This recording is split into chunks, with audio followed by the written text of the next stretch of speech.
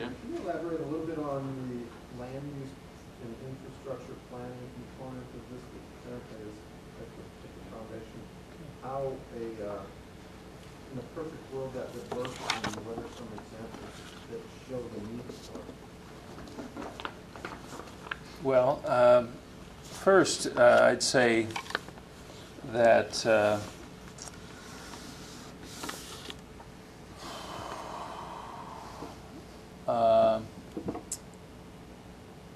gather my thoughts here. I'd say that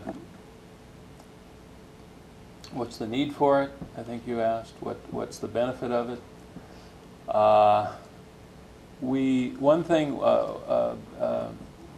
that we have seen, using Minneapolis-St. Paul as an example, their growth in population has been, I think, what is it, 30% over the past 30 years? 10% over the last 8 years. 10% over the last 8 years.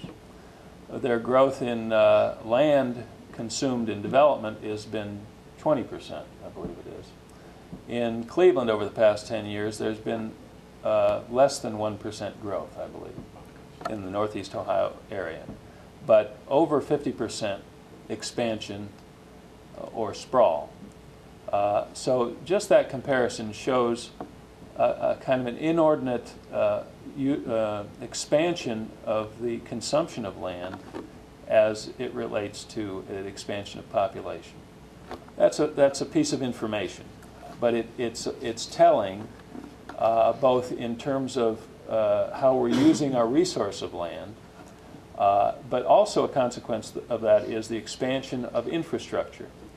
Now, Minneapolis-St. Paul estimates that they may have saved $24 billion, $27 billion of infrastructure costs over the past 30 years because they have not done that type of expansion.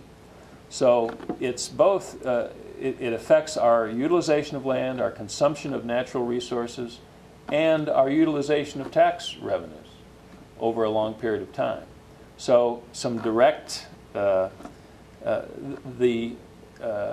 result of planning on a regional basis is that we don't make those decisions in a way that results in a wasteful utilization of tax revenues and an ineffective and inefficient expansion of the urban landscape. So that's one component. I think that's how I'd characterize it. In I think it's on page 13. One of the action steps that we prescribe to is that the association requests the boards of the current regional metropolitan planning organizations to assign to their directors the task of preparing a report on how to establish a planning process that coordinates the 16-county region.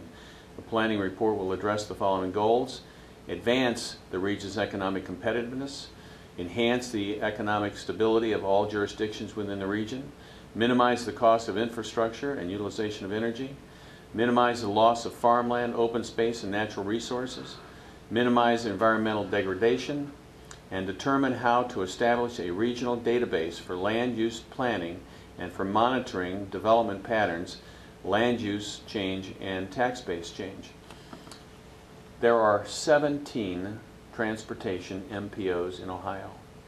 In northeastern Ohio, there are 4. And we have a regional approach. We should have a land use approach. So the first idea is to ask the current MPOs that are in place to act more collaboratively, to plan for the entire region, and to move toward a single plan eventually for the entire region. And therefore we will maximize our efficiencies and maximize our effectiveness by doing that. Sure. In addition, this is one of the benefits of having had this phase 1 study in reference to your question about land use planning. I think I can speak for my colleagues to say we sort of went into this with the idea or the thought that what we'd like to do is, in order to have more quality or cooperation, collaboration, to look at the revenue sharing as key. We learned in our study, having thoroughly worked or looked at the Minneapolis-St. Paul situation, but others too, that land use planning is equally important as revenue sharing. The two go hand in hand. You can't do one separately. So the idea was we look at that as, and along the lines Mayor Kern just said, and by studying land use planning as well as revenue sharing, that will have a greater chance of success or in bringing the region together. The two had to work together.